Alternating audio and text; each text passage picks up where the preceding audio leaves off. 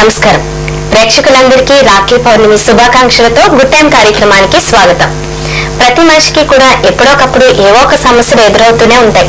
ఒక సమస్య తర్వాత మరొక సమస్య, ఇలా అంటే విద్య పరంగా కావచ్చు, లేదంటే ఆరోగ్యపరంగా కావచ్చు, లేదంటే గృహానికి సంబంధించి కట్టుకోవాలనుకోవచ్చు, దాని పరంగా కొన్ని ఆర్థిక ఇబ్బందులు ఎదుర్కోవచ్చు. ఇలా రకరకాల సమస్యలు ఎదురవుతూనే ఉంటాయి. మరి వీటన్నిటికీ కూడా చక్కటి జ్యోతిష సలహాలను అందించడానికి ఈ రోజు మనతో పద్మజారాణి గారు ఉన్నారు. మీరు స్క్రీన్ మీద కనిపించే నెంబర్స్ కాల్ చేయండి. మరొకసారి నేను కూడా చెప్తున్నాను, 7702340003, మరొక నెంబర్ 7702340005. ఈ నెంబర్స్ కి కాల్ చేసినట్లయితే మీ సమస్యలకు చక్కటి పరిష్కార మార్గాలను సూచనలను అందించడానికి మహిళా జ్యోతిష వాస్తు శాస్త్ర పట్టభద్రురాలు, గోల్డ్ మెడల్ అలాగే జాతీయ అవార్డుతో పాటు ఎన్నో బిరుదులు సాధించిన బహుముఖ ప్రజ్ఞాశాలి డాక్టర్ ఏపుగంటి పద్మజారాణి గారు మనతో ఉన్నారు. వారిని అడిగి అనేక సమస్యలకు సందేహాలకు పరిష్కార మార్గాలను తెలుసుకుందాం. నమస్కారం అండి. నమస్కారం. పద్మజారాణి గారు, ఈ రోజు ఆగస్టు 2 అలాగే రాఖీ పౌర్ణమి కూడా కదా, చాలా మంది చాలా సంతోషంగా గడుపుకుంటూ ఉంటారు ఈ రోజుని, అన్నా చెల్లెళ్ళు కూడా. మరి ఈ రోజు విశిష్టత గురించి ఒకసారి మీ మాటల్లో తెలియజేస్తారా? తప్పనిసరిగా అమ్మా.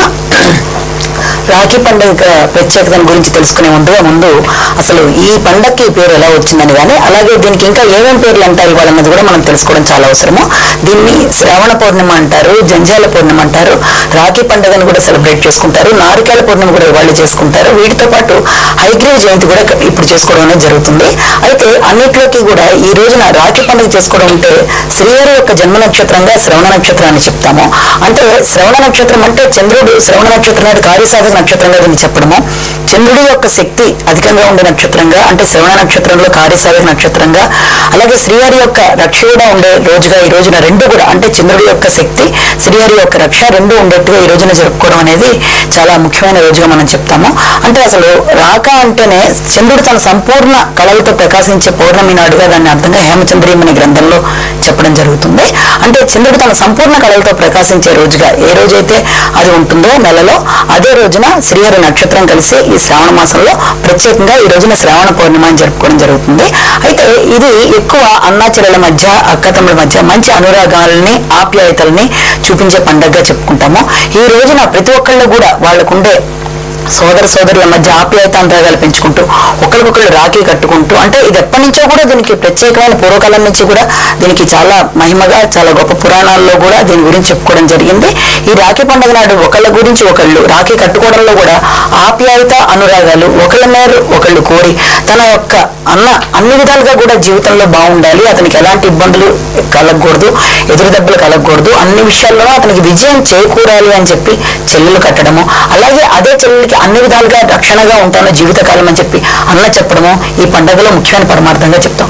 అంతేకాకుండా ఇది అమ్మా నాన్నల యొక్క ఆప్యాయత రక్షణ అనేవన్నీ కూడా అన్న తనకి అందిస్తాడు అని జీవితకాలం ప్రతి చెల్లెలు కోరుకుంటుంది. కాబట్టి ఈ రకమైన అనురాగాన్ని ఆప్యాయతని తన చెల్లెలకి అందించడానికి ప్రతి అన్న కూడా ఈ రోజున విశేషంగా చెల్లెలకి ఒక మంచిగా ఒక కానుక రూపంలో ఇవ్వడము, చెల్లెలు చక్కగా తన అన్నగారికి రాఖీ కట్టడం అనేది ఇది విశేషంగా మనందరం చాలా చక్కగా చూపించుకుంటూ ఉంటాము.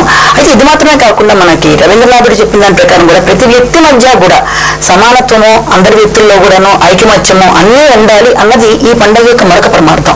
అంటే కేవలం ఈ సోదరి ప్రేమలతో పాటుగా ప్రతి వ్యక్తుల మధ్య కూడా ఒకళ్ళ మీద ఒకరికి గౌరవం, ప్రేమ, అనురాగం, ఒకళ్ళ కష్టాల్లో ఒకళ్ళు పాలు పంచుకోవడం, ఒకళ్ళ ఇబ్బందులు ఎదురైతే ఒకళ్ళు ముందుకు రావడం, ఐకమత్యం ఉండడం అనేవన్నీ కూడా దీంట్లో మనకి చెప్పే చక్కటి సందేశంగా కూడా ఈ పండుగను చెప్పుకోవడం జరుగుతుంది. అయితే ఇది మాత్రమే కాకుండా ఈ రోజున హయగ్రీవ జయంతి అని కూడా మనం చెప్పుకుంటాం. హయ అంటే విజ్ఞానము, గ్రీవము అంటే కంఠం. అంటే హయగ్రీవుడు అంటే సర్వ విజ్ఞానాలని తన కంఠంలో పెట్టుకుని, అంటే అన్ని రకాల విద్యల్ని కంఠంలో దాచుకున్నట్టుగా చెప్తారు. కాబట్టి ఆ రకమైన వ్యక్తి యొక్క హయగ్రీవ జయంతి చెప్తామో. కాబట్టి ఎవరైతే హయగ్రీవుని పూజ చేస్తారో తప్పనిసరిగా విద్యాపరంగా అన్ని రకాలుగా వాళ్ళ అభివృద్ధిలోకి రావడము, సర్వ విద్యలు వాళ్ళకి రావడం అనేది జరుగుతుంది. అలాగే ఈ రోజున జంజాల పౌర్ణమి కూడా జరుపుకోవడం జరుగుతుంది.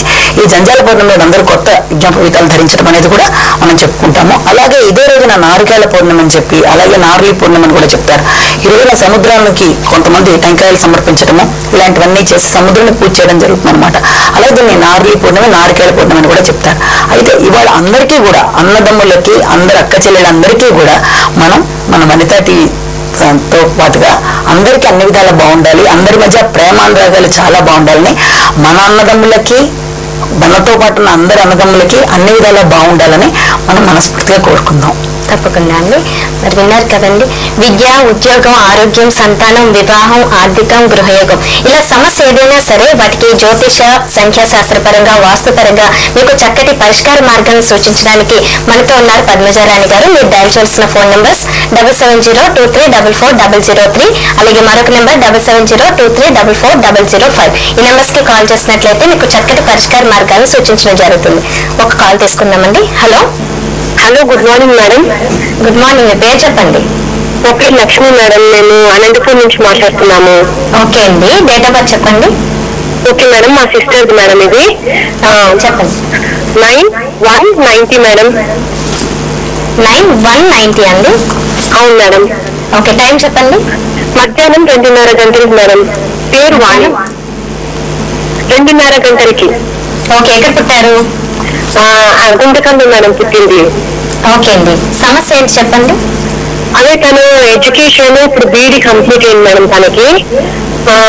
తనకి గవర్నమెంట్ జాబ్ ఎప్పుడు వస్తుంది, అలాగే తను ఎడ్యుకేషన్ పరంగా ఎలా ఉంది, తన కెరియర్ ఎలా ఉంది అని తెలుసుకుందామని మేడం. తనకి గవర్నమెంట్ జాబ్ వస్తుందో రాదా అని తెలుసుకోవడానికి మేడం. అలాగే తనకి ఏ స్టోన్ వచ్చేస్తుంది, ఏ దేవుడు వచ్చేస్తుందో అది తెలుసుకోవడానికి మేడం. ఓకే అండి, తప్పకుండా ఈ వివరాలన్నీ కూడా తెలియజేస్తారు పద్మజారాణి గారు, వినండి. తప్పనిసరిగా అమ్మా, ఇప్పుడు ఆ అమ్మాయికి ఎలాగా విద్యాపరంగా ఇంకా అభివృద్ధి గురించి ఒకటి, వృత్తిపరంగా అభివృద్ధి గురించి కూడా అడగడం జరుగుతుంది. అయితే విద్యాపరంగా అభివృద్ధి తీసుకున్నట్లయితే గత నడిచిన సమయాన్ని తీసుకున్నట్లయితే 2.5 సంవత్సరాలుగా నడిచిన సమయం కన్నా ఇప్పుడు రాబోయే సమయం చాలా చక్కగా ఉంది. తప్పనిసరిగా విద్యలో అభివృద్ధి అనేది తప్పనిసరిగా ఉంటుంది. ఇది కూడా 2013 ఫిబ్రవరి దాటిన దగ్గర నుంచి చాలా యోగదాయకమైన కాలంగా కనబడుతుంది. కాబట్టి అప్పటిదాకా తన యొక్క కృషిని ఇంకా ఎక్కువ చేసినట్లయితే తన ఆశించిన గమ్యాన్ని చేరడం అనేది సులభంగా ఉంటుంది. అయితే ఇందులో అతి ముఖ్యంగా మనం తీసుకోవాల్సిన తనకి పడే స్టోన్ ఏంటని కూడా ఆమె అడగడం జరిగింది. తనకి ఉపయోగపడే స్టోన్ గా మనం ఏం చెప్తామంటే పచ్చ, నీలం, ఈ రెండు కూడా కుడి చేతి చిటికిన వేలికి పచ్చ పెట్టుకుని అలాగే కుడి చేతి మధ్య వేలికి నీలం పెట్టుకుంటే అన్ని విధాలా చాలా బాగుంటుంది. అలాగే తనకు పడే డైరెక్షన్ కూడా వెస్ట్ అనేది చాలా ఇబ్బంది పడుతుంది. కాబట్టి వీళ్ళంతవరకు ఈస్ట్ గానీ ఈశాన్యం గానీ ప్రిఫర్ చేయడం మంచిది. అన్ని విధాలుగా కూడా తను ఆశించినది తను పొందడానికి చిన్న చిన్న పరిహారాల్లో మొట్టమొదటిగా శనివారం దేవాలయ సందర్శన చేయడం అనేది, వాస్తు ప్రకారం ఇబ్బందులు లేకుండా చూసుకోవడం అనేది, ఈ చెప్పిన స్టోన్స్ వీలైతే పెట్టుకోవడం అనేది అన్ని చేస్తూ ప్రతిరోజు కూడా శ్రీ హయగ్రీవాయ నమః అనే మంత్రాన్ని తను పఠించుకున్నట్లయితే అన్ని విధాలుగా కూడా తనకు 2013 తర్వాత నుంచి తను ఆశించినట్టుగా ఉండే అవకాశాలు ఉన్నాయి. ఓకే అండి, మరొక కాల్ తీసుకుందాం. హలో. హలో, నమస్కారం. మీ పేరు చెప్పండి. కృష్ణమూర్తి అండి, హైదరాబాద్ నుంచి మాట్లాడుతున్నారు. ఓకే అండి, డేట్ ఆఫ్ బర్త్ చెప్పండి. మా అబ్బాయి date of birth 28 February okay, 1977 అండి. 77. 4:10 AM. ఓకే, ఎక్కడ పుట్టారు? రాజోల్ అండి, ఈశ్వర డిస్ట్రిక్ట్ రాజోల్. మరి 77, 28 ఫిబ్రవరి 1977. 4:10 AM కదండి. 4:10 AM రాజోల్ అండి. ఏంటండి, రాజోలా? అవునండి, రాజోల్ అండి. చెప్పండి, మీ సమస్య ఏంటి? మా సమస్య, మా అబ్బాయి అమెరికాలో ఉన్నాడు, వారిదే డేట్ ఆఫ్ బర్త్ ఇది. వారి ఫ్యామిలీ లైఫ్ ఎట్లా ఉంటుంది, ఎప్పుడు ఇండియాకి వస్తాడు పర్మనెంట్ గా అనేది మాకు కావాలండి. ఓకే, తప్పకుండా వివరాలన్నీ తెలియజేస్తారు, వినండి. ఓకే, ఇప్పుడు కుటుంబ పరంగా అతనికి ఎలా ఉంటుంది అన్నది ప్రధానంగా ఇక్కడ అడిగిన సమస్య. అయితే గత నడిచిన సమయం తీసుకున్నట్లయితే 2009 నుంచి ఇప్పటిదాకా ఇంకా నడుస్తున్న సమయం అనేది అంత ఆశాజనకంగా లేదు. కాబట్టి కేవలం కుటుంబ పరంగానే కాదు, అన్ని విషయాల్లో కూడా కొంత ఆశించినంత హ్యాపీనెస్ అనేది ప్రస్తుతం కనబడిన టైం అయితే ఇంకా కొద్దిగా ఇంకో 1 month పాటు ఉంది. ఆ తర్వాత నుంచి ఫేవరబుల్ గా ఉండే అవకాశాలు చాలా బలంగా ఉన్నాయి. అయితే ప్రస్తుతం నడుస్తున్న దశ కూడా మీకు ఏంటంటే శనిలో శని దాదాపుగా 2014 దాకా ఉంది. ఇది కనీసం మీకు అయిపోయిన తర్వాత దాదాపు 2014 దాటిన దగ్గర నుంచి అయితే అన్ని విధాలుగా కూడా ఎలా మీరు ఆశిస్తున్నారో, ఎలా ఉండాలని కోరుకుంటున్నారో దానికి సంబంధించిన మంచి సమయం అనేది ద బెస్ట్ పీరియడ్ గా మీకు అప్పుడు స్టార్ట్ అవుతుంది. అప్పటిదాకా ప్రస్తుతం ఎలా ఉందో గత 2 ఏళ్లుగా అదే కంటిన్యూ అయ్యే అవకాశాలు కనబడుతున్నప్పటికీ కూడా కొన్ని రకాలైన పరిహారాలు మనం పాటించినట్లయితే ఎలాంటి ఇబ్బందుల నుంచైనా మనం దాన్ని అధిగమించవచ్చు. అలాగే ఇంకొక విషయం ఏంటంటే కుటుంబ పరంగా ఇద్దరు వ్యక్తుల మధ్య ఉండే అనుబంధాన్ని కానీ లేకపోతే సంతానానికి సంబంధించిన విషయాలను కానీ మనం పరిగణలోకి తీసుకున్నప్పుడు ఇద్దరి యొక్క జాతక చక్రాలని కూడా చూడొచ్చు. అయితే తన జాతకం ప్రకారం తీసుకున్నట్లయితే తనకి ఇబ్బంది దాదాపు 2014 దాకా ఇబ్బంది అని కూడా కాదు, పరిహారాలు పాటిస్తే దాన్ని ఈజీగా మనం చేసుకోవచ్చు. కాబట్టి ఆ పరిహారాలు కూడా ఏంటంటే మొట్టమొదట క్రమం తప్పకుండా మంగళవారం దేవాలయ సందర్శన చేయడానికి అవకాశం ఉంటే చేయండి. అలాగే దేవాలయ సందర్శన చేయలేకపోయినా అట్లీస్ట్ అక్కడ మీకు అవకాశం లేకపోతే ఫారెన్ లో ఉంటున్నారు కాబట్టి అట్లీస్ట్ మంగళవారం నాడు ప్రత్యేకంగా ఏదైనా అంగారకుడికి సంబంధించిన స్తోత్రాలు పఠించడం కానీ, అలాగే అమ్మవారికి సంబంధించిన స్తోత్రాలు వినడం కానీ ఏది చేసినా కూడా చాలా చక్కటి బెనిఫిట్ గా చెప్పొచ్చు. అలాగే చేతికి ఏదైనా పగడం లాంటిది ఉన్నట్లయితే తీసేస్తే చాలా మంచిది. ఒకవేళ అక్కడ ఉండే ఇల్లైనా ఇక్కడ ఉండే ఇల్లైనా ఏ ఇల్లైనా సరే వీళ్ళంత వరకు దక్షిణంలో ఇబ్బంది లేకుండా చూసుకోవడం చాలా చాలా అవసరం. ఎప్పుడైతే జ్యోతిషపరంగా వాస్తుపరంగా రెండింటిని మీరు సరి చేసుకుంటారో తప్పనిసరిగా 2014 దాకా ఇబ్బందులు ఉంటాయని కాదు, ఈ లోపల వీటిని చాలా సులభంగా ఓవర్కమ్ చేసే అవకాశాలు ఉన్నాయి. అలాగే అతను ఎప్పుడు వస్తాడు వెనక్కి అన్నది కూడా వీళ్ళ యొక్క ఇది. దేనికైనా సరే 2014 దాటిన దగ్గర నుంచి అతనికి అన్ని విధాలా శ్రేయస్కరంగా చాలా చక్కటి పీరియడ్ గా చెప్పొచ్చు. కానీ ఇప్పుడు కొంత ఇన్కన్వీనియన్స్ అనేది అతను ఫేస్ చేయడం జరుగుతుంది కాబట్టి ఈ రెమెడీలు పాటించమని చెప్పడం జరిగింది. ఓకే, అలాగే చిన్న విరామం తీసుకుందామండి. మరి ఆగస్టు 2వ తారీఖున జన్మించిన వారి లక్షణాలు ఎలా ఉంటాయి, వారు ఏ రంగంలో రాణిస్తారు, వారి బలాలేంటి, బలహీనతలేంటి, అలాగే ఆగస్టు 2వ తారీఖు పుట్టిన సెలబ్రిటీస్ ఎవరు, అలాగే ఆగస్టు 2వ తారీఖున పుట్టిన వారికి ఏ రంగులు నప్పుతాయి, ఇలాంటి విషయాలన్నీ కూడా తెలుసుకుందాం. అందుకంటే ముందు చిన్న విరామం.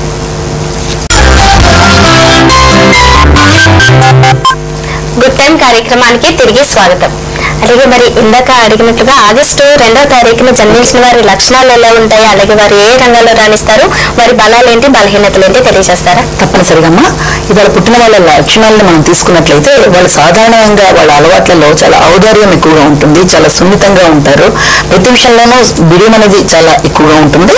అయితే వీళ్ళకి మానసిక శక్తి, మానసిక విశ్లేషణ చాలా ఎక్కువగా ఉంటుంది. ప్రతి దాంట్లోనూ చాలా పవర్ఫుల్ గా వీళ్ళ యొక్క డెసిషన్స్ లోపల తీసుకోగలరు, ఏ విషయానికైనా చక్కటి సలహాలు ఇవ్వగలరు, ఎవరైనా సరే వీళ్ళని సంప్రదించినట్లయితే మంచి మార్గాన్ని సూచించగలరు. ఇవన్నీ వీళ్ళ యొక్క లక్షణాలు. అయితే ఇది మాత్రమే కాకుండా ప్రతి ఎత్తుకుంటే బలాలు బలహీనతలను కూడా మనం పరిశీలన చేసినట్లయితే వీళ్ళ యొక్క బలాల్లో ప్రధానంగా సహనం అనేది, శాంతిగా ఉండడము, అలాగే ఇతరులకి మార్గదర్శకులుగా ఉండడము, అవసరమైన సహాయం చేయడానికి వీళ్ళకి ముందుకు రావడం అన్ని ప్లస్ పాయింట్స్.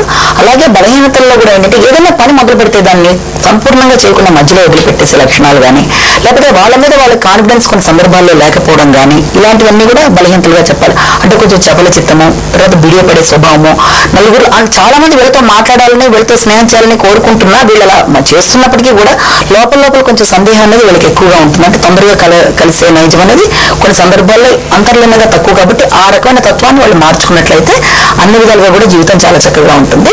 అయితే నువ్వు అడిగినట్టుగా ఈ రోజున పుట్టిన సెలబ్రిటీస్ ఎవరిని కూడా ఇందాక అడగడం జరిగింది. ఇవాళ పుట్టిన సెలబ్రిటీస్ లో మనం చెప్పుకునేది దేవిశ్రీ ప్రసాద్, అందరికీ తెలిసిన వ్యక్తే.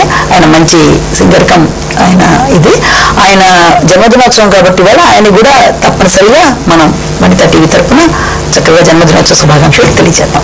ఓకే అండి, ఒక కాల్ తీసుకుందాం. ఎందుకంటే మరొకసారి ఫోన్ నెంబర్స్ చెప్తున్నాను. ప్రేక్షకులు ఎవరైనా కానీ జాతక పరంగా మీకు ఎలాంటి సందేహాలున్నా, సమస్యలున్నా మీరు డయల్ చేసిన ఫోన్ నెంబర్స్ 7702344003, మరొక నెంబర్ 7702344005.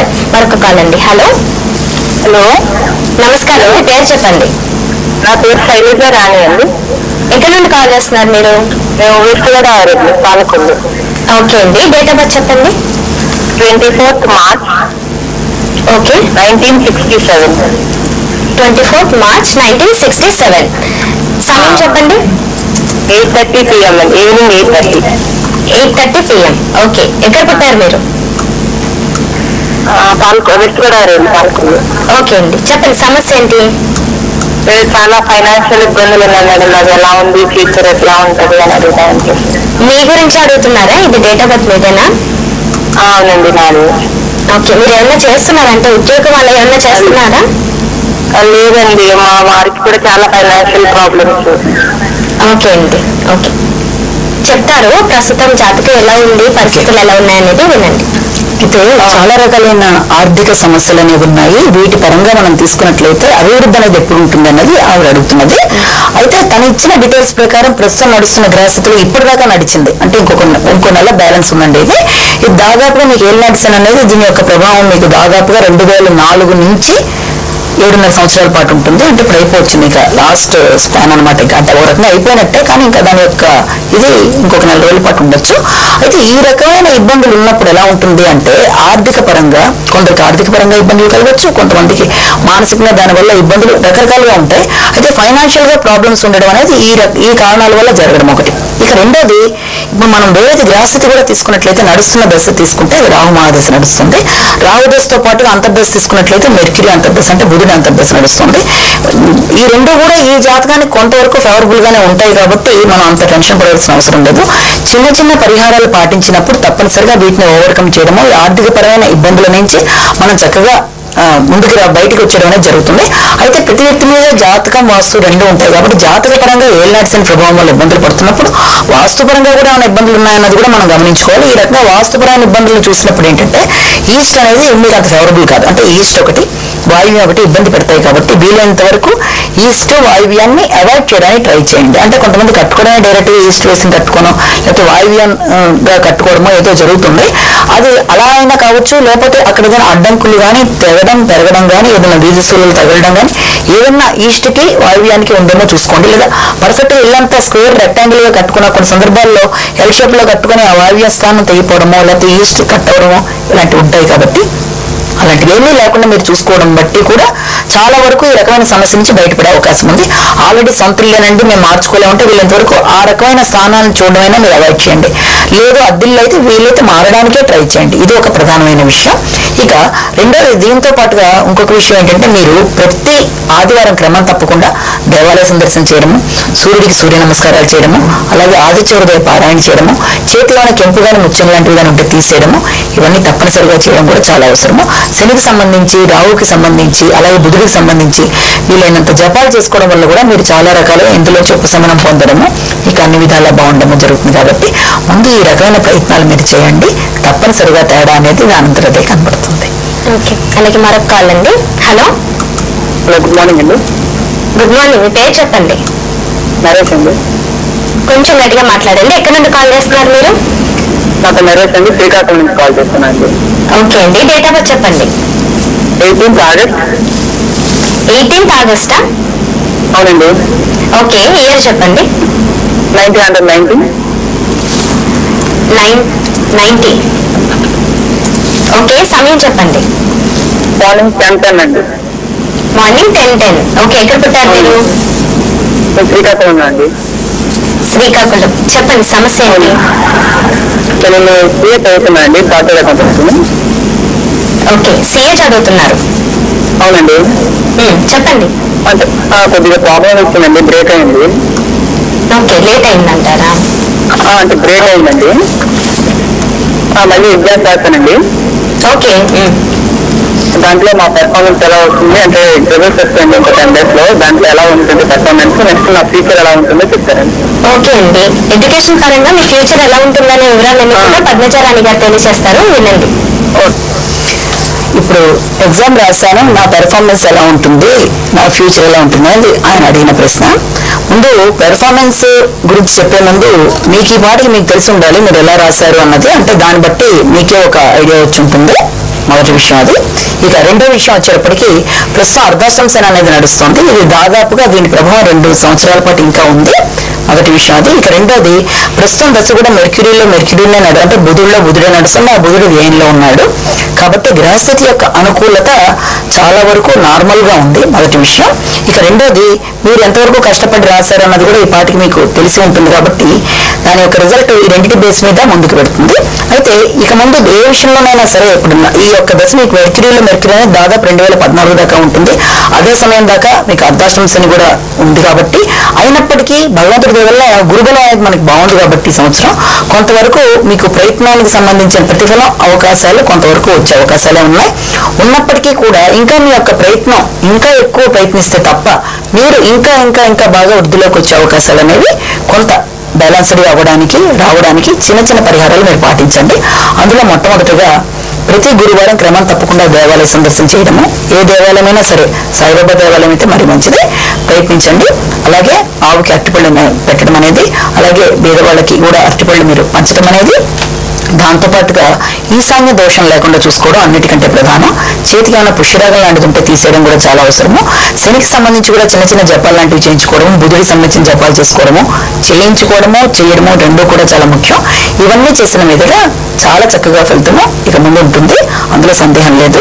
ఇప్పుడు మీ పెర్ఫార్మెన్స్ సంబంధించి ఇంకా మీరు గట్టిగా కృషి చేయడం అనేది ఇక్కడి నుంచి ఆరంభం చేయండి. ఓకే పద్మజరాణి గారు, ఇప్పటి వరకు మీ విలువైన సమయాన్ని కేటాయించి మా స్టూడియోకి వచ్చి చాలా మంది ప్రేక్షకుల సమస్యలకు చక్కటి పరిష్కార మార్గాలు సూచించినందుకు ధన్యవాదాలండి. చూసారు కదండి, ఇది వాళ్ళ గుడ్ టైం కార్యక్రమం. ఈ రోజు ఫోన్ లైన్ కలవని వారు ఎవరైనా ఏమాత్రం బాధపడకుండా తిరిగి రేపు ప్రయత్నించండి. వాస్తు పరంగా కానీ జ్యోతిష పరంగా ఎలాంటి సందేహాలు ఉన్నా మీరు తిరిగి రేపు ప్రయత్నించండి. మీకు ఫోన్ లైన్ కలవకపోతే గనక మీ సమస్య ఏంటనేది చక్కగా ఉత్తరం మీద రాసి వనిత టీవీ అడ్రస్ కి పంపించండి. రేపటి గుడ్ టైం కార్యక్రమంలో మళ్ళీ కలుసుకుందాం. అంతవరకు సెలవు, నమస్కారం. మా చిరునామా good time Vanitha TV, NTV buildings, road number 92, Jubilee Hills, Hyderabad 500033.